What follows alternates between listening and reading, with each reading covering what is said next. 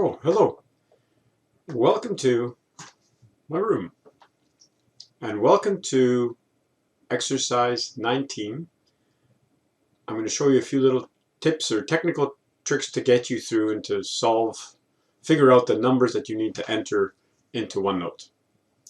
First of all, you'll need to roll the dice. That I leave to you on your own. Calculate the mean, calculate the standard deviation. Next, confidence intervals. For confidence intervals, you'll need to go to my website.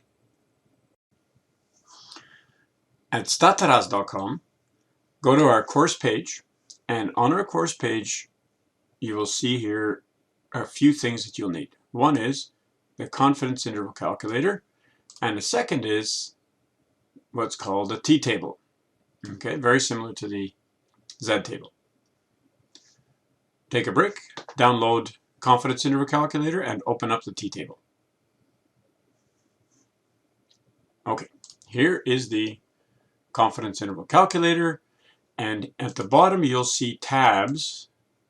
Okay, so typical, and this is confidence intervals for a variety of situations. For Pearson's R, for risk ratio, for difference between two means.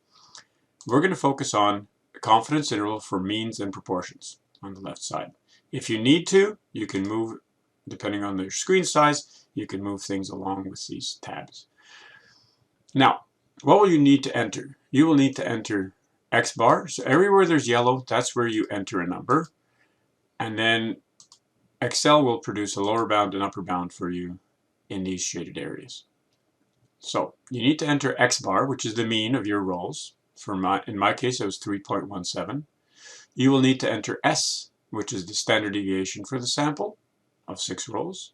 And you will need to enter the number of rows your sample size or your number of rows, which is 6.0. Well, it's going to be 6. The tricky part is looking up the t-score. So you have not done this before. Make sure you have your t-table. Pause this video if you need to. Okay, let's get the t-table up. Here we go. This is the t-table. Degrees of freedom is something we'll talk about on Tuesday, but you don't need to know much about it except that you will be looking up the value for 95% confidence, which is 5% significance, and because we had n, the sample size equals 6, degrees of freedom is n minus 1, which is 5, and so you will enter the number 2.571, and you'll see that that's what I've done here. Then automatically, these numbers will change, lower bound and upper bound, and this is what you enter into, there's my entry, and we see a few students have already entered, 1.3647 and 4.9753. Good luck, and I look forward to seeing you on Tuesday.